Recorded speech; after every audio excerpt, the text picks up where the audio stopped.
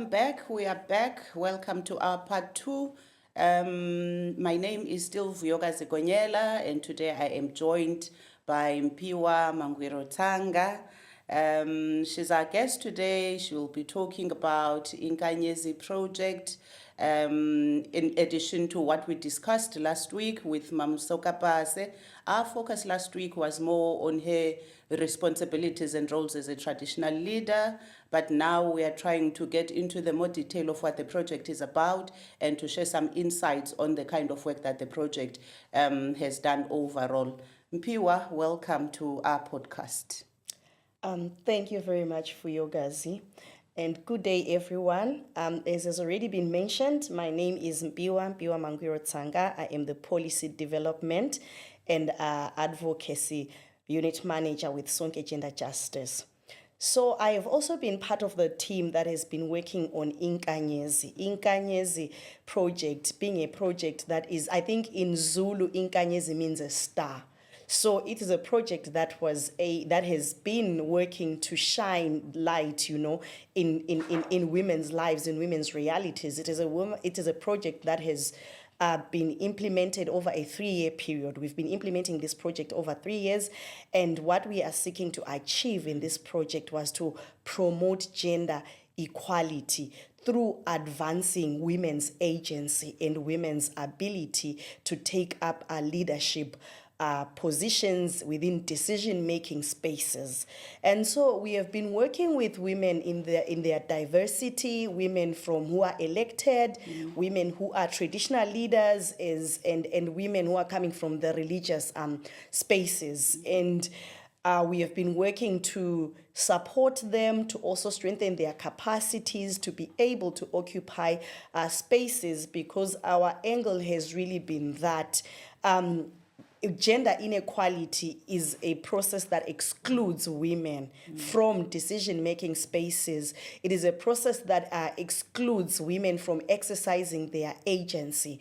And we realize that if we are going to speak about equality, then it is important that we begin to address representation yabo mama kuma decision-making spaces.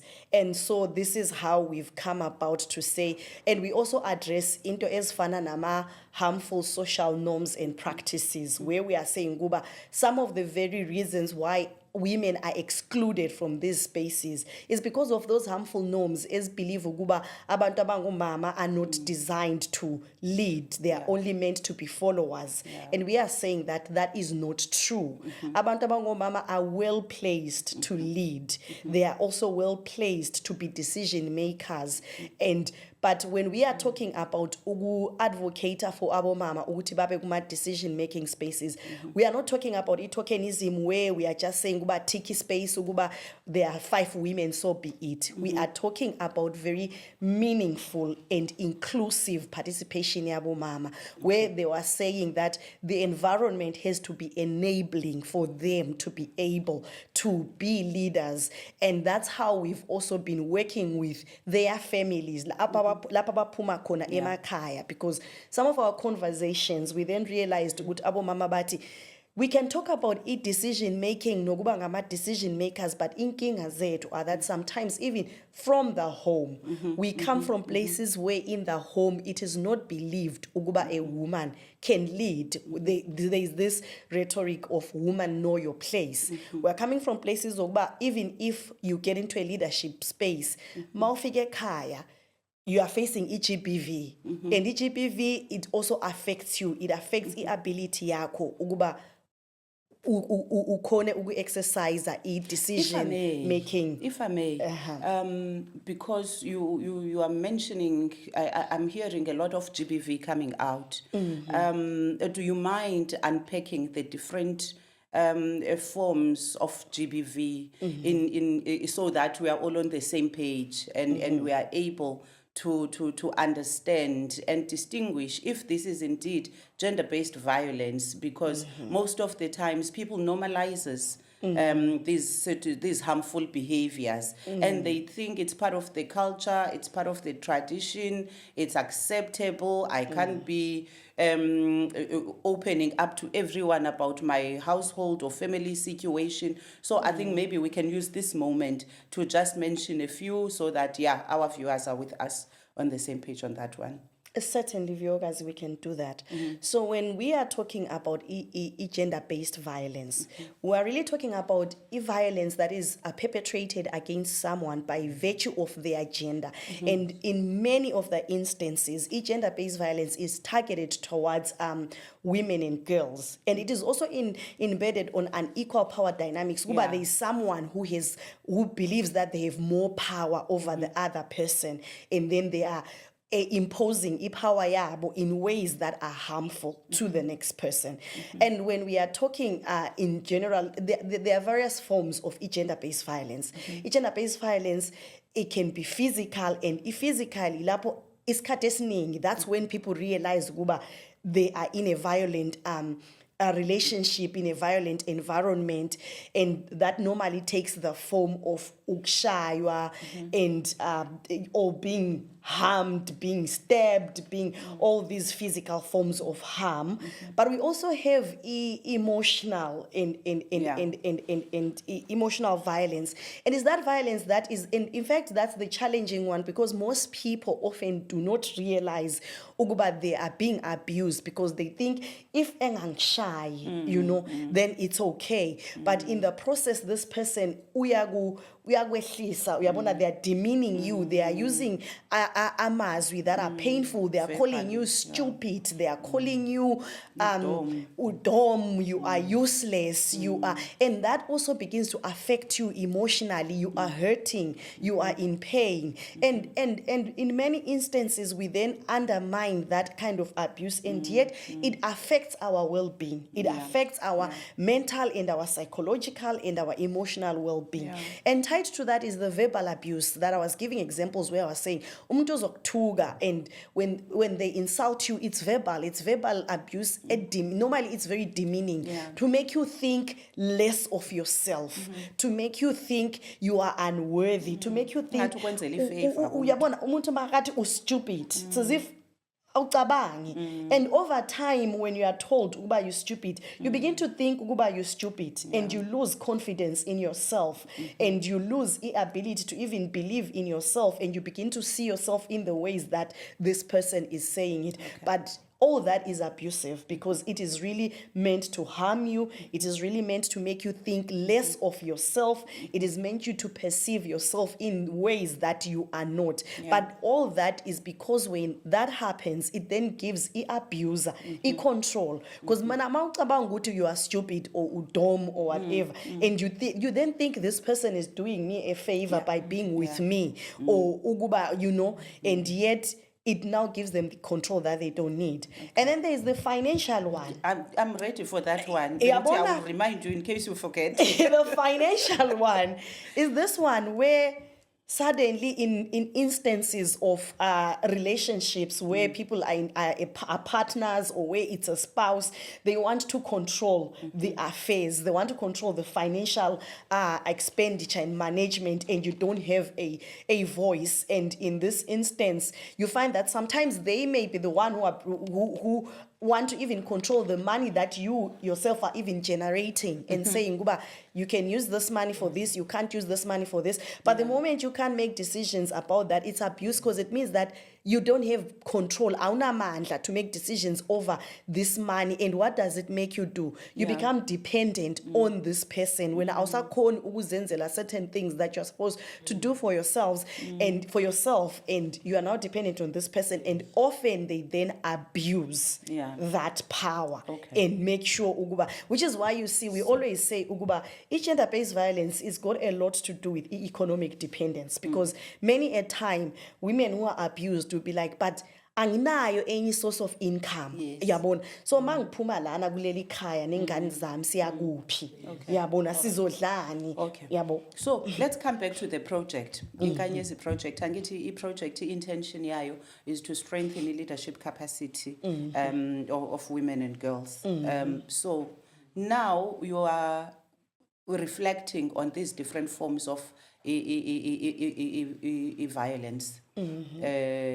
I'm thinking ukuba ingaba project yona ke ngoku Inkanyezi, how does it come in to strengthen amakhosikazi to see themselves differently, to see things differently, to analyze things differently, so that with all the experiences abanazo from their different homes, now with the project, babalansisa kanjani, because the intention of the project is to give them a capacity to lead. But now with the challenges you are outlining from their household, project, how has it bridged that? Okay. Yes, certainly it's good that you're asking that. So project, as we are saying, that we recognized Uguba when we are going to talk about women, and we are talking about holistic, meaningful participation and leadership of women. So we have to deal with the issues that affect them. So that's how, because when we were building up to this project, women were like, look, yes, we can talk about leadership, but if we don't talk about the things that affect us, such as gender-based violence, then it's not going to help us. So then we have had different ways of addressing this issue. And one of those is that, as I highlighted, we have engaged with the families of women to address issues like this, to address harmful norms, because gender-based violence is also embedded on harmful gender norms, which make it seem as if women are inferior or less to men, which makes people believe Uguba women are not capable of leading, women are not equal, women are not accepted to be seen in certain spaces, speaking up and so forth. So we've had to deal with those harmful practices and norms ezenza Uguba a society think in certain ways about women and say, let us transform those norms, let us transform that thinking. And so in that regard, we've worked with families of AMA women leaders. We've also worked with what we have called AMA male allies. We've identified men that are allies that we can work with. Can they also come out and also openly support leadership yabo mama and support initiatives that are addressing or dealing with this inequality that we are seeing. But we've also been involved on a policy level, because we are saying that we also need laws and policies that are conducive for women to be able to take up these spaces. So you find that we have been doing what we call policy analysis, where we're identifying Uguba, what are the laws at local government looking like? How do they address issues of gender equality? How do they address women's rights? Where are the gaps? How can they be strengthened? And then we made our submissions, and we've been engaging with municipalities to address those. And also we've worked with women leaders themselves to also strengthen their capacity in terms of understanding what is leadership, what does taking up space look like, what does feminist leadership look like, what are issues like governance, what do they mean, how do they understand them, how can they engage, and also how can they take up space. And also finally, we've been doing court monitoring. Court monitoring has been done to address that issue, gender-based violence, because one of the things that has come out as a challenge is the issue of access to justice. I mean, our country is hailed as one of the best, as one of the countries that have the best legislation, starting with our constitution and all the other policies that we have, your Domestic Violence Act, your Sexual Offences Act, your national, now we even have the National Strategic Plan on Gender-Based Violence and Femicide. But it's one thing to have those laws, and it's another to have them effectively implemented to address the needs of society. And one of our challenges has sat there, where implementation is a challenge. There is a serious miscarriage of justice that happens when women report AMA cases. And so because we've been encouraging women and saying, come out and report when you experience gender-based violence, it became important for us to also monitor when women report these cases, or when umphakathi reports these cases. And so we've had to monitor those cases in the justice system, challenge where we find uba izinto are not going the way that they're supposed to go. Then we have to challenge the system uba why are things going this way and not going that way. And it always comes with a lot of pushing. You have to really push for access to justice to be a reality in this country. Would you recognize that? Because I think in my head right now, Inkanyezi Project le, especially if you mention ukuba besikhuthaza amakhosikazi ukuba ngabamawazi or reporter, that has to do with a lot of effort efakwe in sensitizing abantu, awareness raising, and babone nokuthi there's ongoing support offerishwayo to those that have decided to come up and report, because one particular case becomes an educational method to somebody else who's sitting at home and wondering uba le situation yam ndingayihandlisha kanjani. And then because you are also using platforms like social media ukuthetha ngomsebenzi eniwenzayo, benifuna ukuyeka provide more insight, especially as you were talking about case monitoring, if you have any stories to refer to. So that we all get a sense yoba le monitoring njengoba isenzeka iqala nalapha ko sensitization, ukumobilize abantu babelapha, ultimately kuye kwenzeke ntoni okanye zeziphi izinto ongareflecta ngazo. Okay, yes. So good case monitoring le, as you have put it kahle, it's about we sensitize the communities. We sensitize, like when I was talking about community engagement and capacity strengthening that we've been doing with our women leaders, with families, with male allies. We're working with the communities. Siaba sensitizer uba, why is it important for us to monitor these cases? How do we monitor these cases? And you find uguba, when we now do that, when we start monitoring those cases, sometimes we get a case right from the police station, where we now monitor when the person reported their case, what has happened? Were they given a case number? Were they told we investigating officer ngubani? Has the investigating officer made contact with the survivor? Have they taken statements and so forth and so forth? Those are some of the things we do until we get to court. And sometimes we get these cases, says it's a court, and then case is a court. We now want to see here in court. How is this case being handled within the justice system? Sometimes, because some of the challenges as bakona is accused person, we figure a court and apply for e-bail. Survivor abamtshele ukuba i-accused person has applied for e-bail. Umuntu hambe waya reporter ukuba umuntu lo ungidlwengulile. Okay, umuntu ungidlwengulile, umuntu uboshiwe. The next thing, you are seeing them on the streets. And you're like, I'm just seeing this man on the streets and I don't understand how they are here. Then you find out, they applied for e-bail and the survivor was not even alerted to Uguba, this person has applied for e-bail. So those are the things we begin to then address. Uguba, there is need for you to, yes, e-bail is something that is guaranteed in our laws, in our constitution. Uguba, people have a right to apply for bail, but it should be weighed against the interests of justice. And sometimes we challenge that bail. Uguba, it's not in the interests of justice. Uguba, such a violent person be granted e-bail and go outside and so forth. So those are some of the things. And sometimes, and I will give an example of 2 cases that we monitored. When we started monitoring these cases, the accused person was out on bail and they had now violated their bail conditions. So, but now the struggle was to get them to get that bail to be revoked so that they can be arrested again. So we had to fight for that. And secondly, this is someone who had committed a very serious crime but had only been charged with a lighter offense, which is assault. And yet the offense should have really been attempted murder.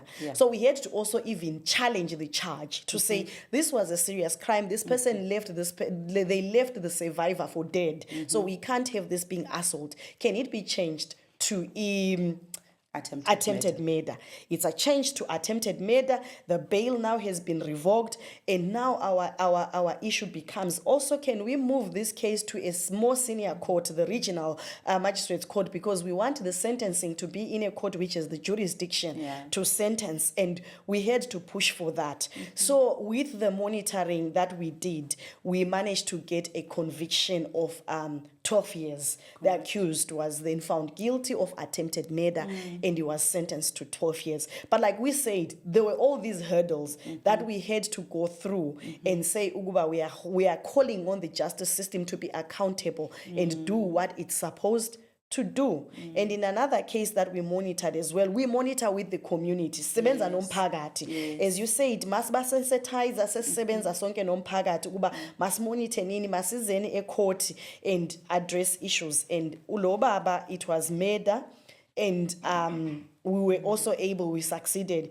He was eventually found guilty and sentenced to 15 years imprisonment. And I have to address that this was a religious leader. Yes. And it was important to us that we really monitor this case so that we send a message, Oguba, even those that are in leadership of positions have to be held accountable, because a religious leader is someone who is in a position of influence in their community. And we are saying they need to be held accountable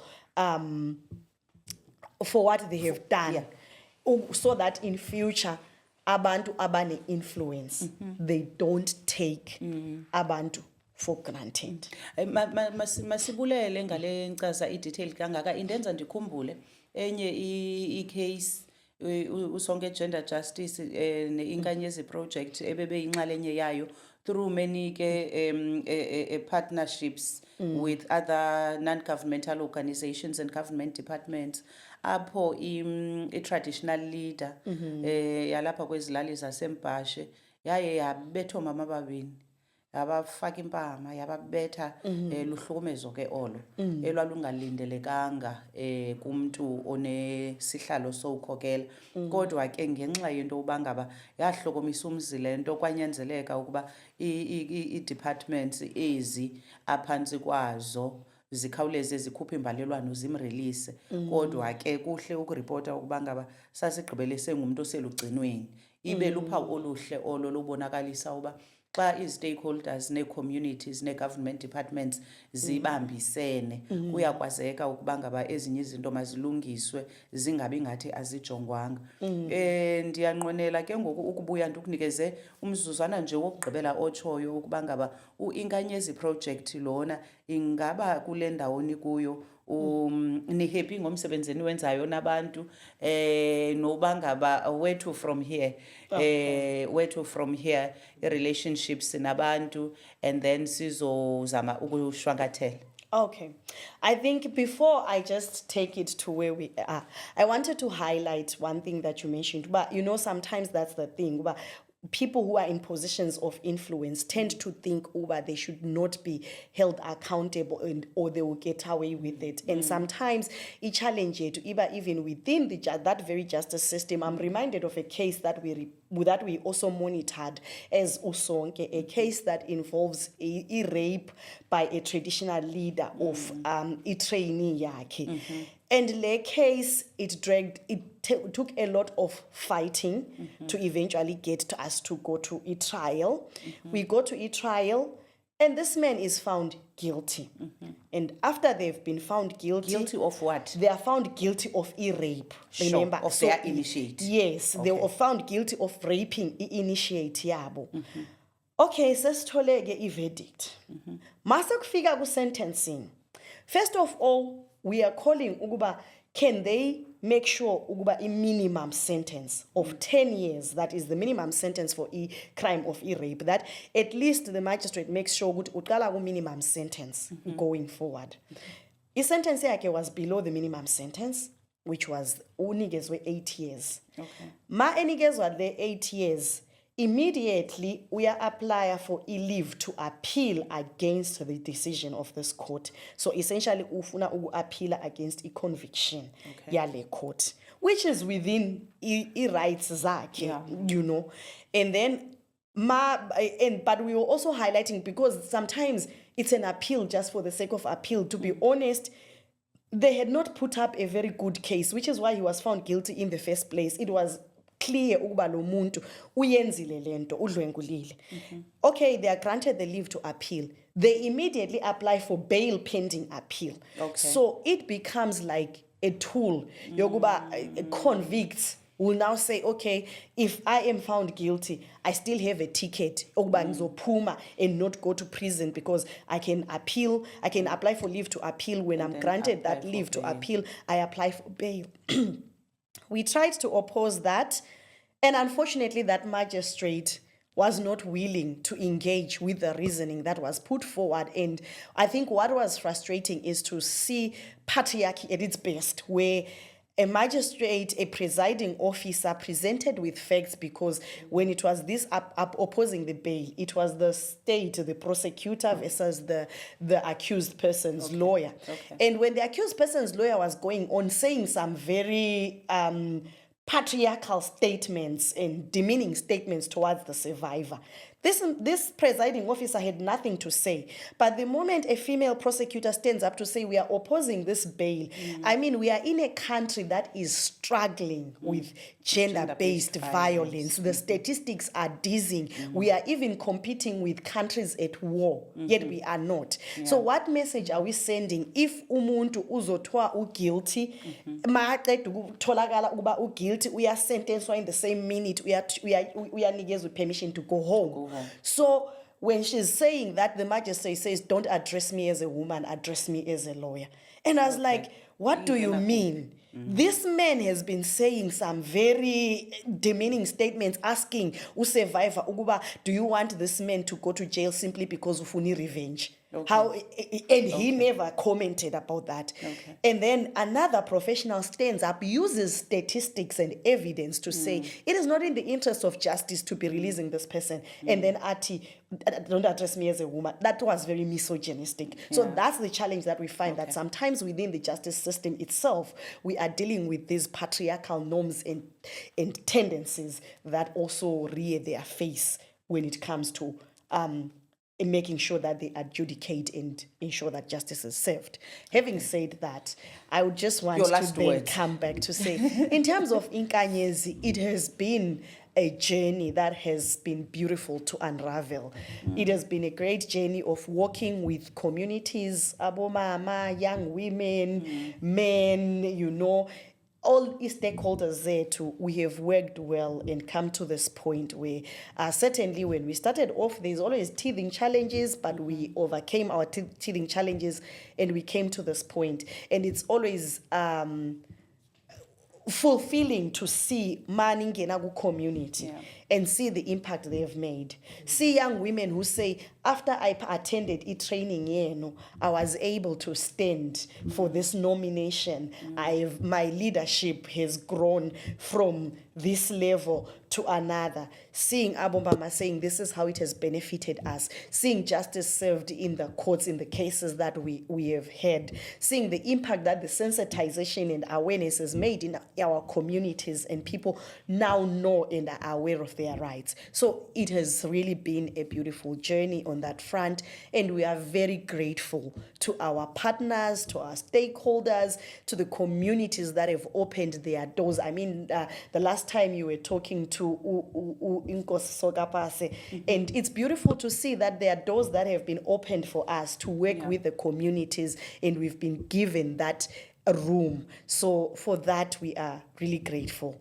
Where from here, unfortunately, we are operating in a very challenging period where funding is declining. Even globally, funding for development work, social justice work is declining. So our project is unfortunately coming to an end, but we hope the impact we've made will enable communities to go forward, to be able to still hold decision makers accountable the way that they were now able to do, and to also continue to realize the impact that they're making. And we are also hoping that there will be another day and another time for us to continue with this work. Well said, with passion. Thank you very much.